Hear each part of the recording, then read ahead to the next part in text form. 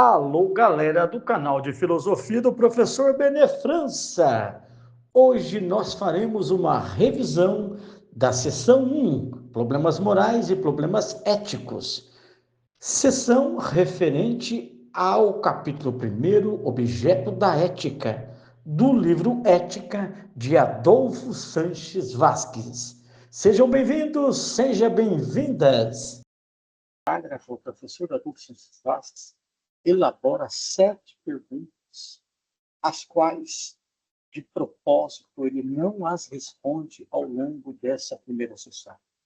Seu grande objetivo, conforme nós já ouvimos, é provocar a reflexão, ou seja, tirarmos da nossa zona de conforto, a fim de entendermos que cada um desses verbetes, cada um desses conceitos que estão nessas informações interrogativas tem um propósito conceitual. Estão assentados em dados teóricos, conceituais, vinculados às áreas do conhecimento, especialmente às ciências humanas e às ciências sociais aplicadas. Logo no segundo parágrafo, o que nós observamos?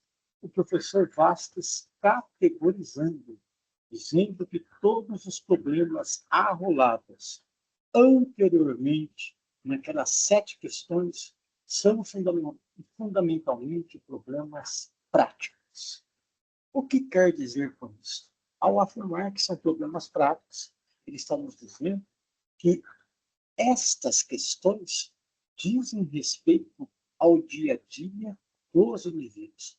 Portanto, são problemas que estão vinculados ao dia a dia, ao cotidiano das pessoas. E, além disso, ele afirma que a solução não concerne exclusivamente à pessoa que os propõe, mas os resultados, justamente dessas ações e dessas decisões, trazem consequências para terceiros. E conforme nós acentuamos ao longo de nossas reflexões, essas consequências podem atingir exclusivamente um indivíduo, podem atingir grupos sociais, ou seja, vários indivíduos, como também podem atingir especialmente uma nação, uma comunidade inteira.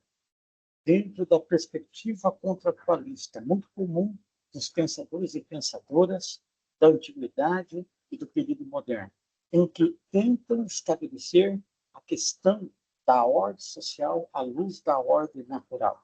E aí, de uma forma física, do grego physis, de onde vem o termo natureza, tenta trazer aquela questão de que a ação individual, ela inevitavelmente provoca uma reação, provoca uma consequência, gera danos, prejuízos a terceiros.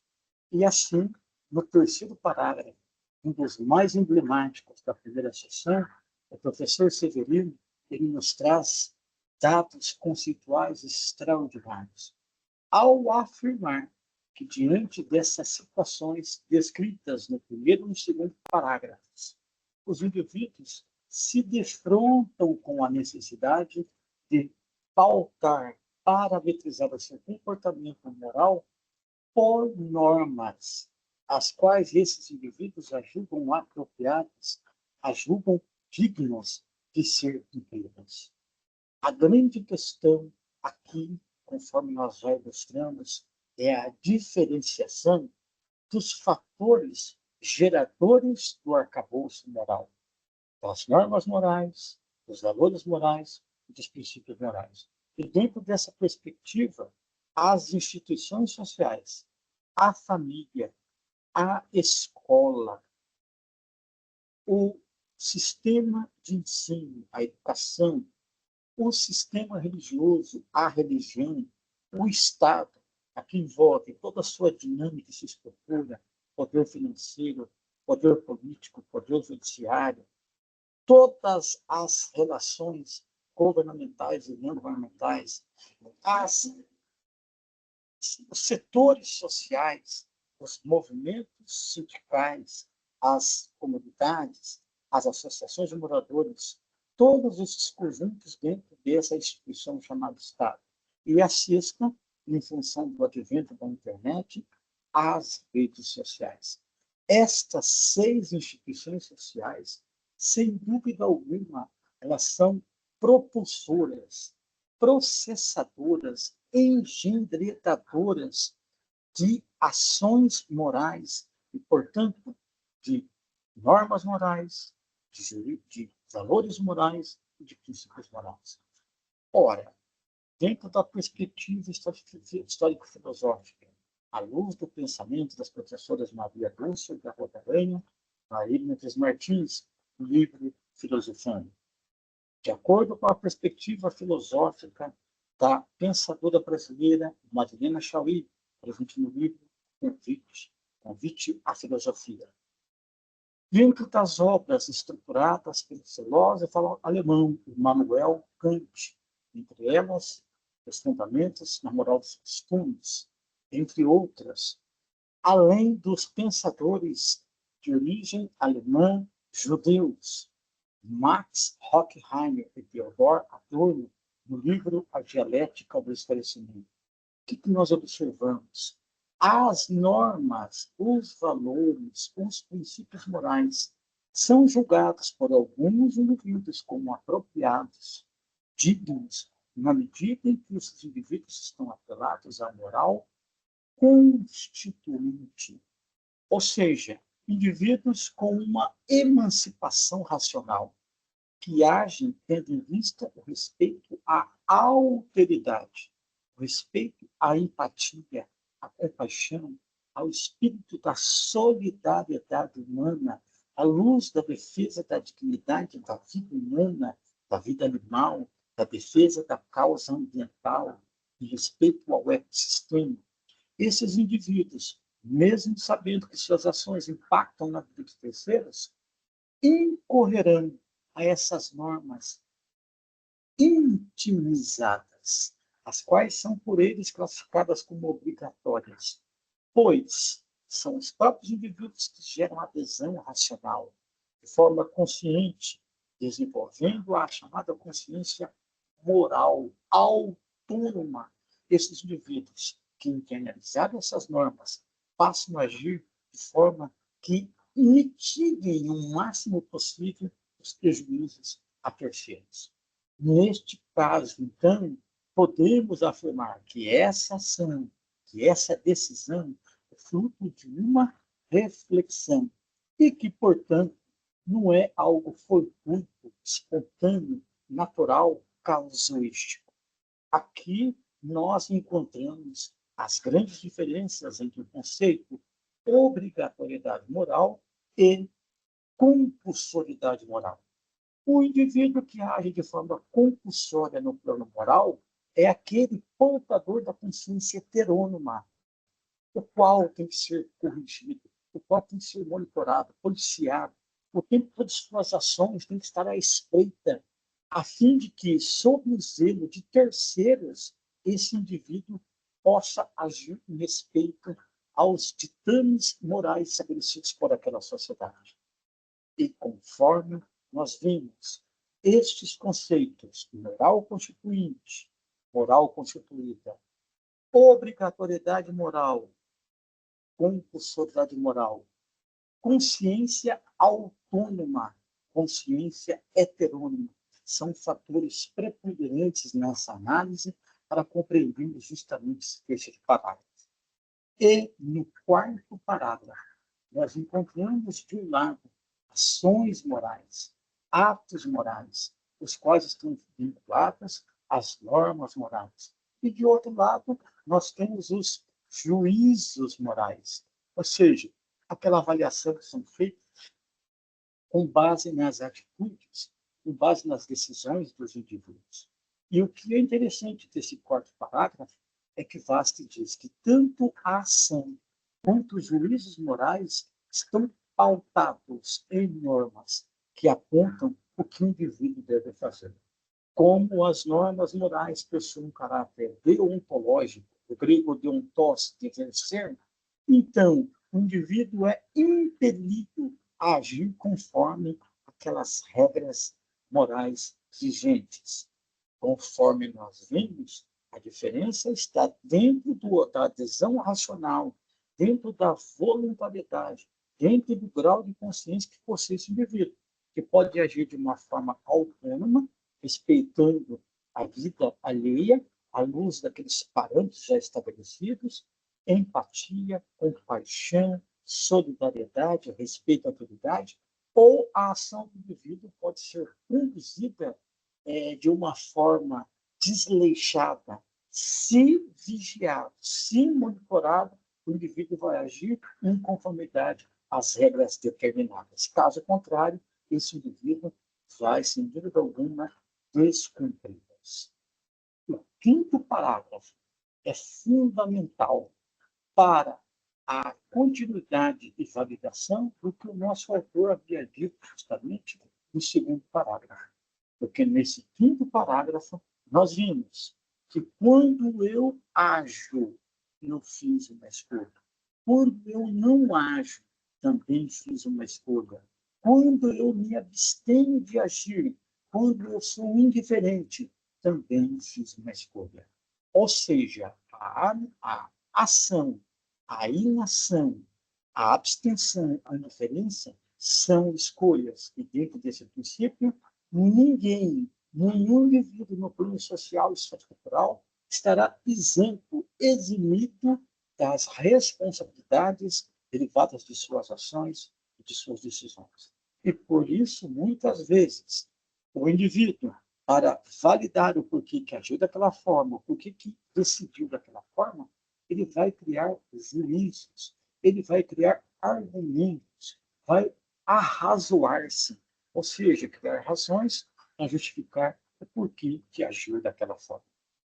O sexto parágrafo, conforme nós dissemos, é o coração, é o divisor de águas, é a tese defendida por Adolfo Vasques, porque nela nós vemos que tudo isto, visto nos parágrafos anteriores, faz parte de um comportamento real, efetivo, prático, portanto, moral, que diz respeito aos indivíduos, que diz respeito aos grupos sociais, tanto do passado quanto do presente, da contemporaneidade.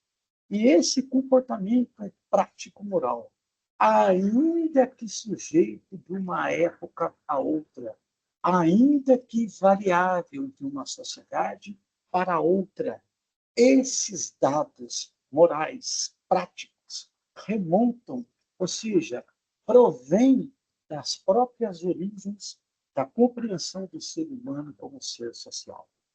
Aqui nós encontramos a chamada tese imanentista, do termo imanentismo, pois Vasques quer responder os problemas da vida humana circunscrevendo exatamente a vida humana dentro dessa sociedade, a fim de dizer que a moralidade e a sociabilidade são elementos imprescindíveis.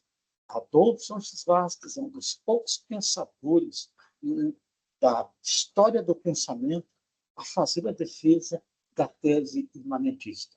Pois, conforme nós já ouvimos e refletimos, as teses relacionadas à questão da ética estão ligadas ao transcendentalismo, que é aquela explicação fundamentada em dados metafísicos. As respostas sobre o que é o bem são buscadas no plano sobrenatural. As respostas sobre o que deve fazer o ser humano estão pautadas em características que não derivam das características do indivíduo humano. Elas são supra-humanas e não fazem parte da vida concreta humana porque elas são extramundanas. E dentro dessa perspectiva, esses modelos éticos, filosóficos, especulativos, essencialmente abstratos, recorrem às realidades extrínsecas à vida humana para explicar o que é a moral. E, nesse sentido, Vasques refuta todas essas teses ao fazer a defesa da tese imanentista, de que a moral deve ser explicada à luz das necessidades materiais e existenciais humanas. No 7º parágrafo, vimos a divisão. É um marco divisor da reflexão ligada à seção 1, problemas morais e problemas éticos. O que são os problemas éticos? São problemas reflexivos, são problemas teóricos, são problemas que coincidem com os problemas filosóficos. Dentro dessa perspectiva, a reflexão sobre o que é a moral, a teorização sobre o que é a moral, a análise abstrata sobre o que é a moral, são elementos posteriores que, conforme diz o texto, no 7º parágrafo, surgem muito milênios depois sobre o comportamento moral em si. Dentro dessa perspectiva, os problemas morais são práticos. Os problemas morais são circunscritos ao indivíduo, às suas singularidades e à sua vida em comunidade, dentro daquele aspecto cultural, étnico-racial.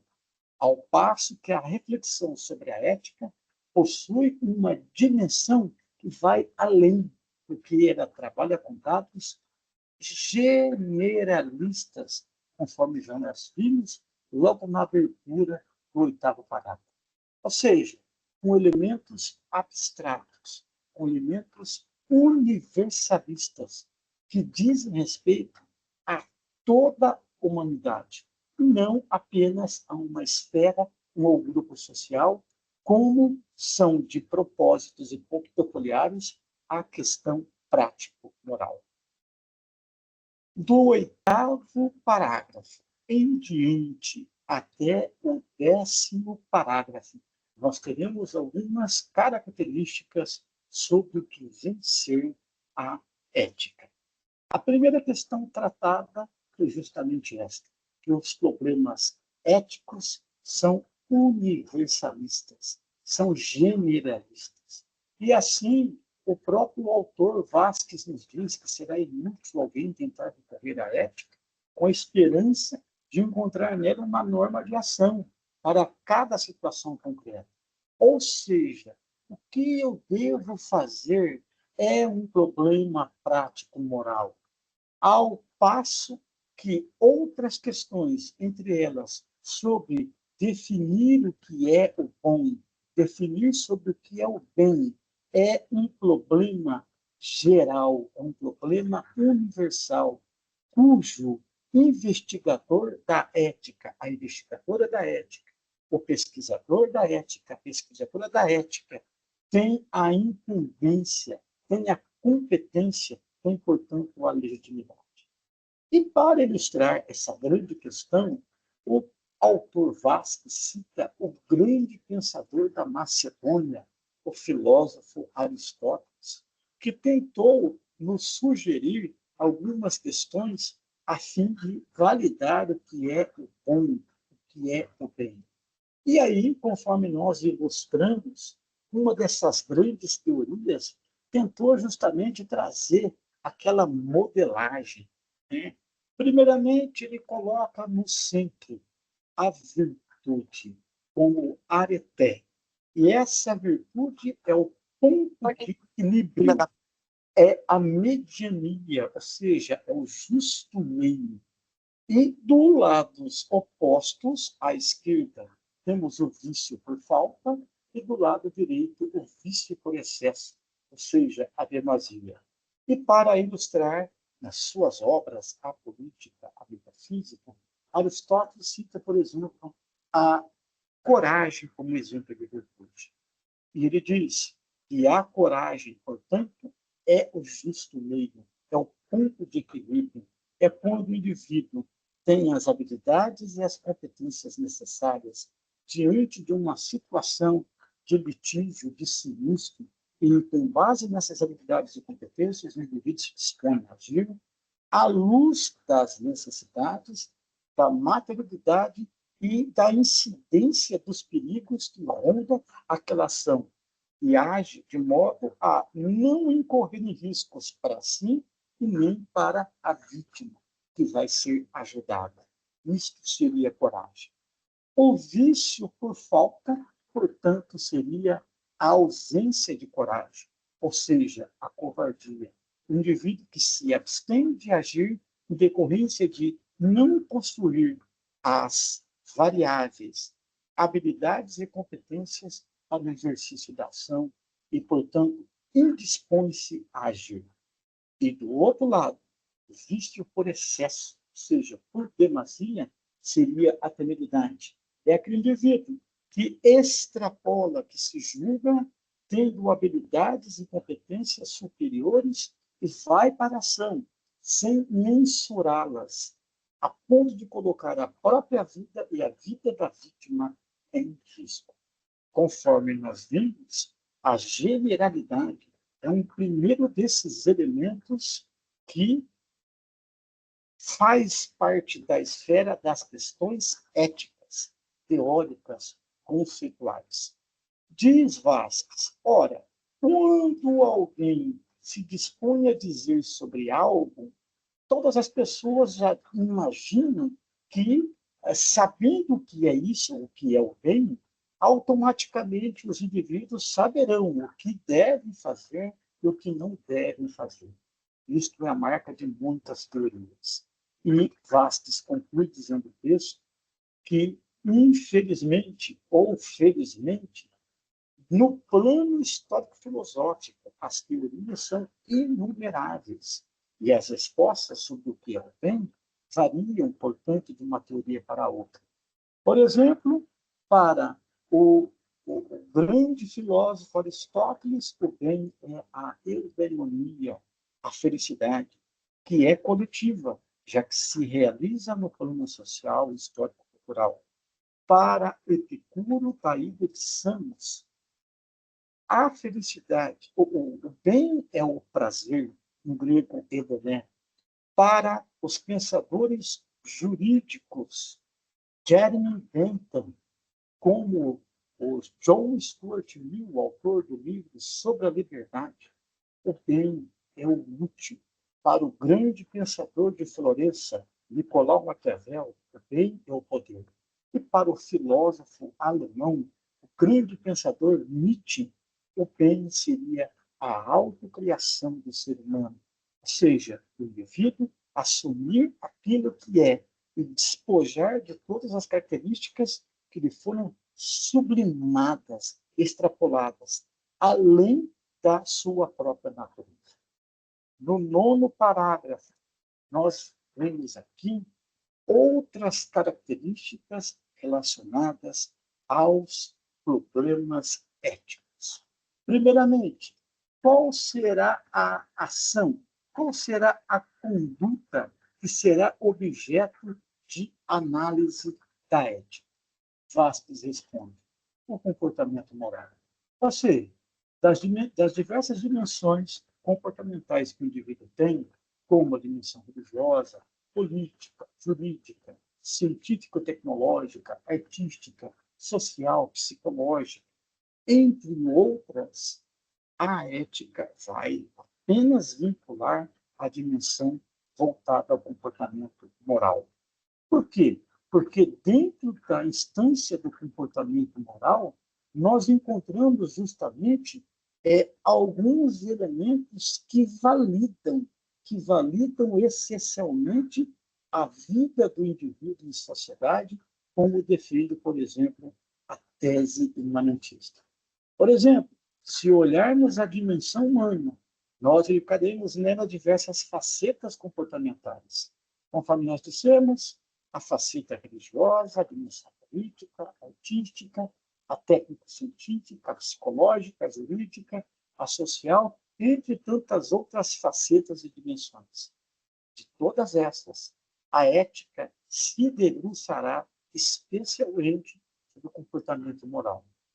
Desta forma, Esse tipo de comportamento está diretamente associado à vida humana em sociedade, conforme nós já vimos lá no sexto parágrafo, quando o autor fez a defesa da tese imanentista. Dentro da vida em sociedade, nós encontramos a tradição. Dentro da vida em sociedade, nós encontramos os costumes, como, por exemplo, os hábitos alimentares, os hábitos de banhar ou não banhar-se, os hábitos relacionados ao vestuário, os hábitos religiosos, entre outros. Portanto, os valores morais, os dados culturais, as nossas preferências, as nossas escolhas, as determinações daquele grupo social, os aspectos étnico-raciais, as questões acerca das lideranças e dos sistemas políticos, financeiros e jurídicos, são alguns dos itens que estão diretamente vinculados à questão comportamental moral. Ou seja, dentro dessa perspectiva, a ética se debruçará exclusivamente sobre o comportamento moral. Em seguida, o nono parágrafo trata da indissociabilidade, a inseparabilidade entre liberdade, vontade e responsabilidade. E aqui nós temos uma das mais belas discussões filosóficas, teóricas e conceituais. Pois, conforme nós refletimos, há uma diferença imensa entre vontade e desejo.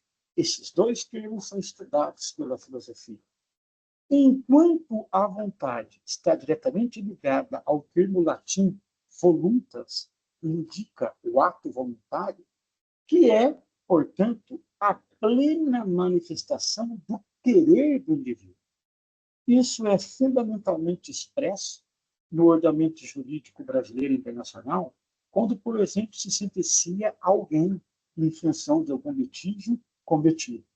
O veredicto conclui dizendo que o indivíduo fez o que fez. Ou seja, o indivíduo agiu voluntariamente. E aqui, dentro da designação do verbo querer, o presente do indicativo na sua conjugação diz respeito ao verbo quis. Ou seja, é o indivíduo que quis. O seu querer manifesta, portanto, a sua intenção. Além disso, a vontade está diretamente ligada ao plano racional, à racionalidade. Por quê? A vontade é a expressão consciente, autônoma, livre do querer do indivíduo. Portanto, é uma escolha pautada estritamente na racionalidade. Por outro lado, desejo, segundo a psicologia, é impulso.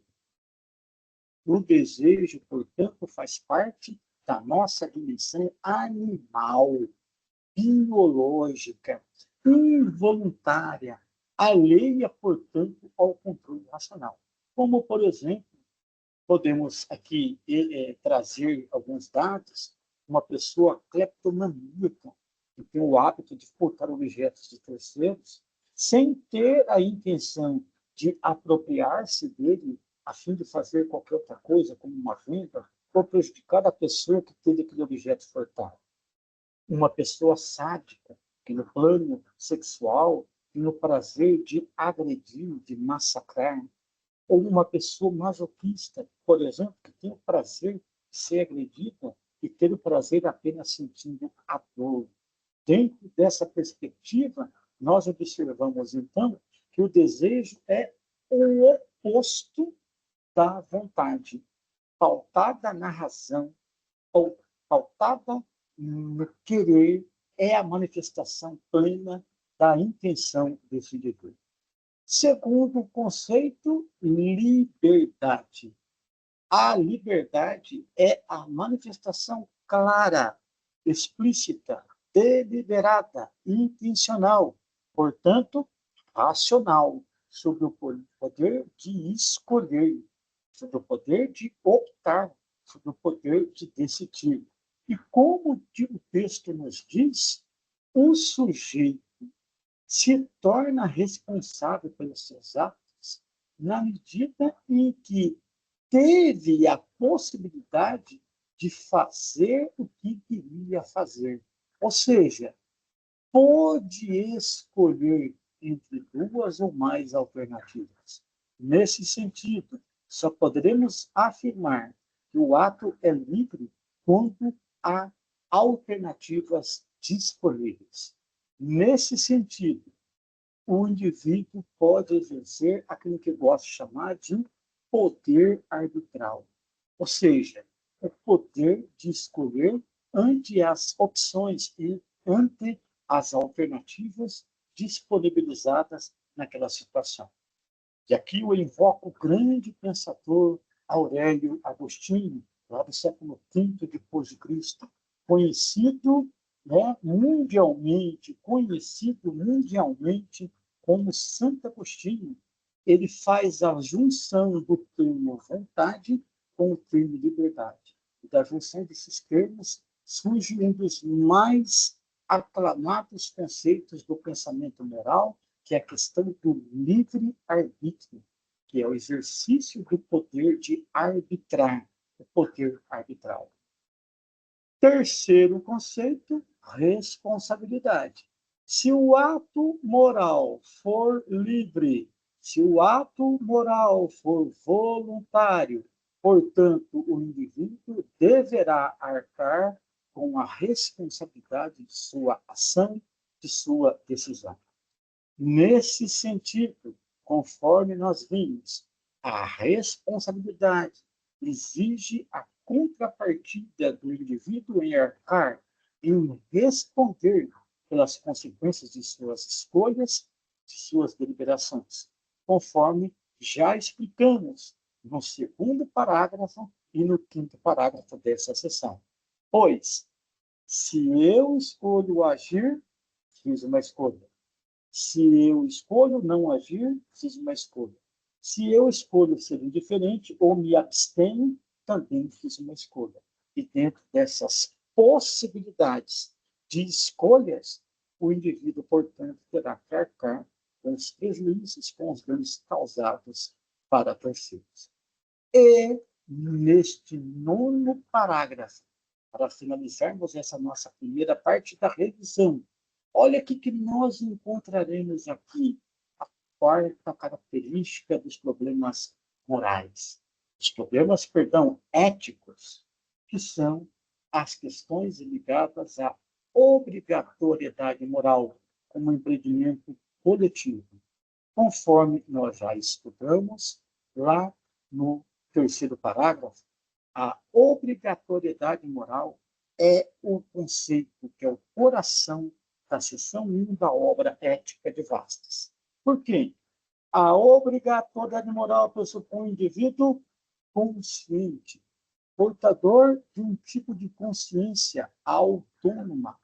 E esse indivíduo age no plano social tendo em vista o respeito ao outro, à autoridade. As suas ações são pautadas à luz da empatia, da compaixão, da solidariedade, do respeito à vida animal, do respeito ao ecossistema.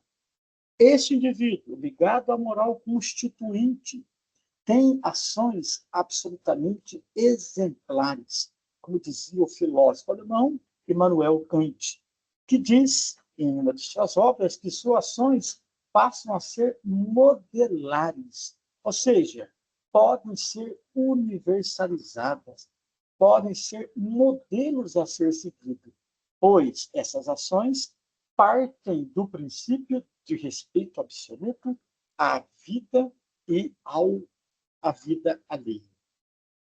E esse indivíduo, consciente de si, ele sabe que suas ações, que suas decisões impactam, geram consequências a terceiros. E nesse sentido, a sua ação buscará mitigar, amenizar todos os impactos que sua ação e decisão podem aplicar para terceiros. Conforme já salientamos nas reflexões já propostas, esta é exatamente a quinta característica dos problemas éticos. Nós já vimos sobre a generalidade no 8º parágrafo. Nós já vimos que a ética tratará sobre o comportamento moral humano. Nós já vimos que as questões éticas tratam acerca da inseparabilidade entre vontade, liberdade e responsabilidade. E nós vimos no 9º parágrafo também acerca da questão da obrigatoriedade moral. Ou seja, essas 4 características elas são somadas a partir de agora com essa quinta característica, que nós vamos chamar de metaética. Este conceito é um conceito que, segundo a história do pensamento filosófico, junta 2 elementos. Então, ou seja, o primeiro elemento é a palavra meta, que significa além, das coisas que vão além.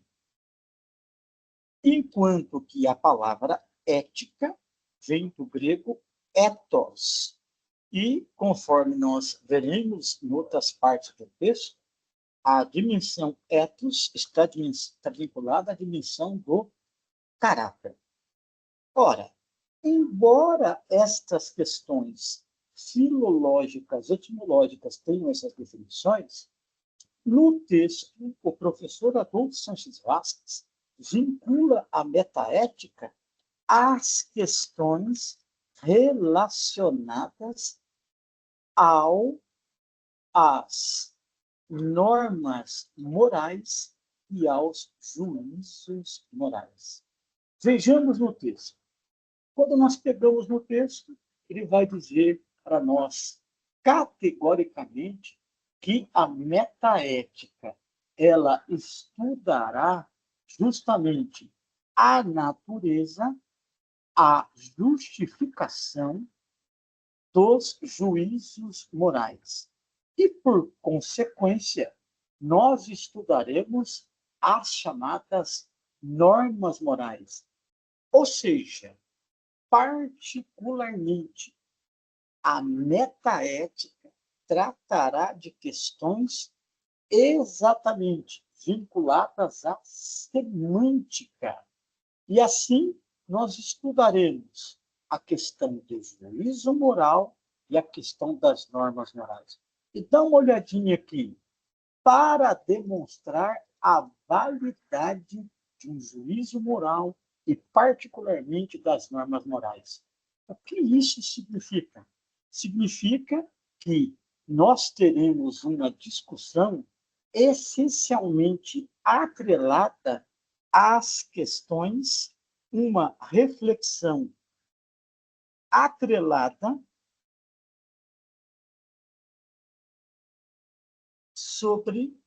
atrelada à linguística aplicada. A linguística aplicada. Quando nós falamos da expressão linguística aplicada, nós estamos falando particularmente de algumas áreas que vão estudar fundamentalmente o texto em si. Aqui, eu já disse anteriormente, a questão da filologia, uma área ligada à etimologia e estudará particularmente as origens dos vocábulos, a fim de entendermos as raízes semânticas de onde as palavras derivaram. Ainda nós teremos a exegese e a hermenêutica, duas grandes áreas que estudam a linguagem, o texto e o contexto da mensagem textual.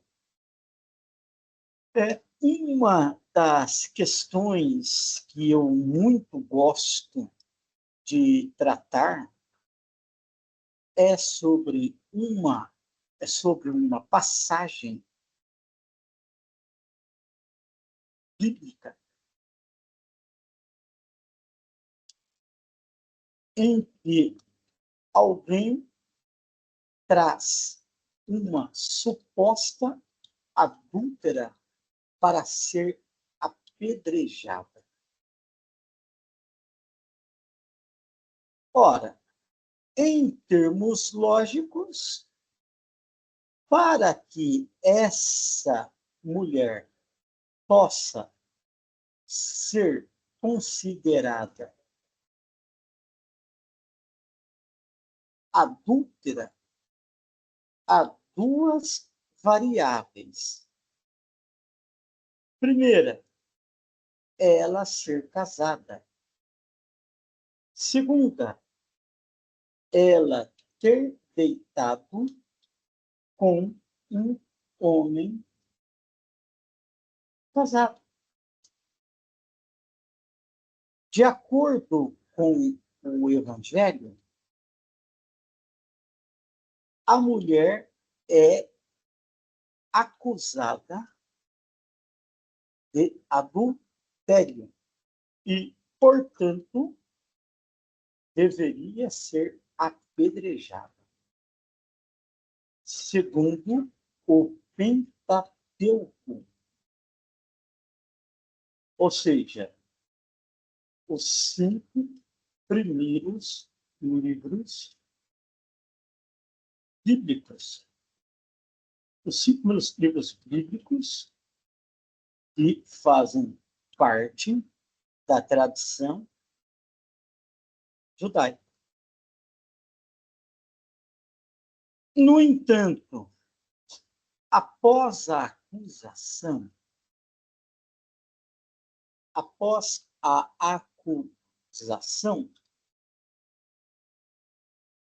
o Senhor Jesus olha para os presentes que estavam com pedras nas mãos. Inclina-se ao chão e começa a escrever. Em seguida, também à luz do Pentateuco, lhes faz a seguinte pergunta: quem de vós não tiver pecado, que atire a primeira pedra?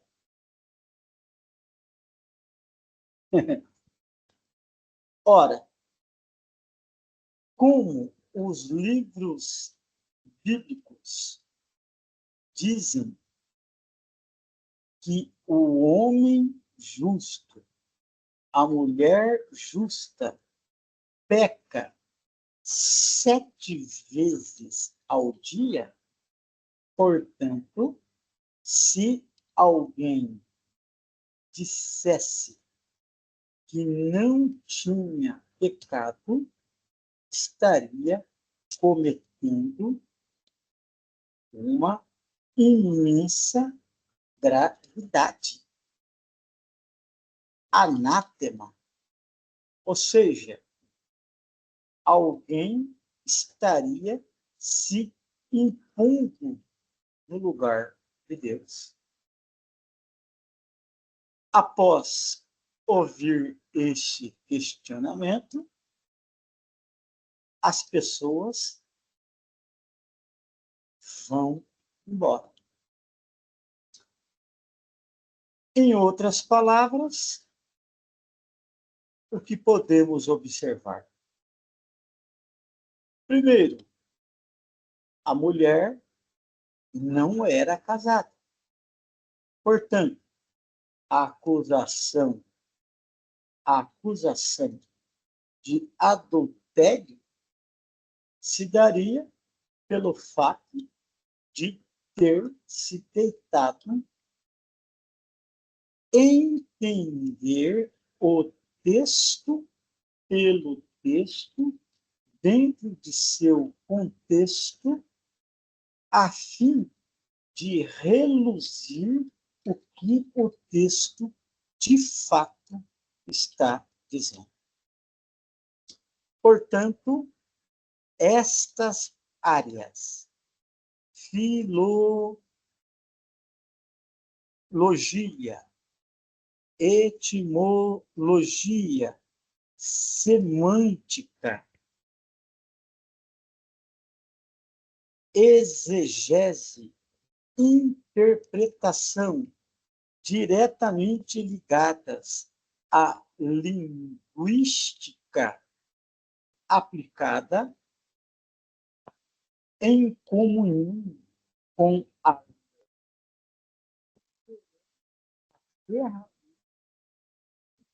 análise das normas morais e dos juízes morais.